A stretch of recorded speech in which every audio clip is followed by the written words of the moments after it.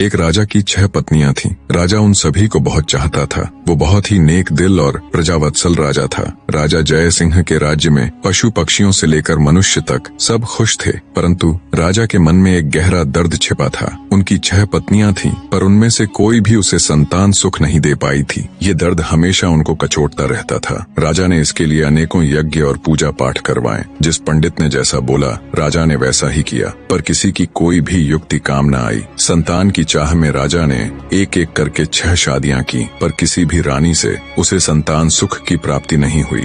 एक दिन राजा जय सिंह शिकार के लिए जंगल गए। वहाँ एक मृग का पीछा करते करते वो जंगल में दूर तक निकल गए। मृग तो भाग निकला, पर अब राजा भूख और प्यास से व्याकुल हो गया। तभी राजा के कानों में पानी के बहने की ध्वनि पड़ी। ध्वनि सुनते ही राजा की जान में जान आई। सोचा, जरूर आसपास ही कोई पानी का झरना है। भूख न सही, कम से कम प्यास तो मिटेगी। राजा ने ध्वनि की दिशा में तेजी से अपना घोड़ा दौड़ा दिया। जल्द ही राजा की आंखों के सामने एक बड़ा झरना था, पर जब राजा झरने के पास गया, तभी उसके कानों में एक स्त्री की आवाज पड़ी। अंधे है क्या? दिखाई नहीं देता? एक लड़की स्नान कर रही है। भूख प्यास से व्याकुल राजा ने उस तरफ तो ध्यान ही नहीं दिया था। लड़की की आवाज सुन राजा चौंक गया। उसने तुरंत अपना मुंह फेर लिया और बोला, क्षमा करे देवी, मैं इस जंगल में बहुत देर से भूखा प्यासा भटक रहा हूँ, जिससे विचलित होने के कारण मैं आपको देख नहीं पाया। इतना कह राजा मुंह फेरे ही वहाँ से कुछ दूर चलकर खड़ा हो गया। कुछ ही पलों में वह लड़की स्नान से निवृत्त होकर राजा के पास आई। उसने सूखे वस्त्र धारण किए थे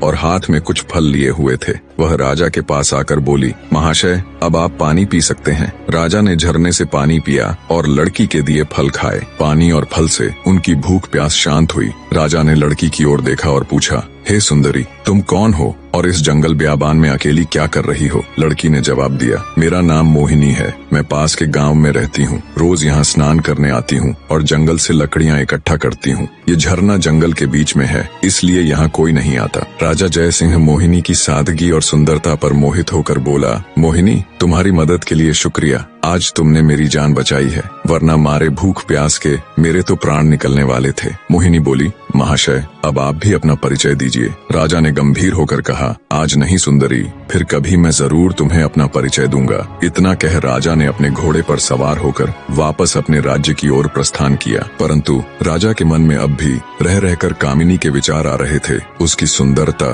उसकी सादगी, उसकी मधुर आवाज, सब कुछ राजा के मन में गहराई तक उतर गया था। महल में लौटने के बाद भी राजा के मन में वो ही सब चल रहा था। राजा को समझ नहीं आ रहा था कि 6 रानियों के होते हुए भी वह उस अनजान युवती के प्रति इतना आकर्षित क्यों है। कुछ सोचकर राजा अपने भरोसेमंद वजीर गौरीनाथ के पास जाता है। बने रहे।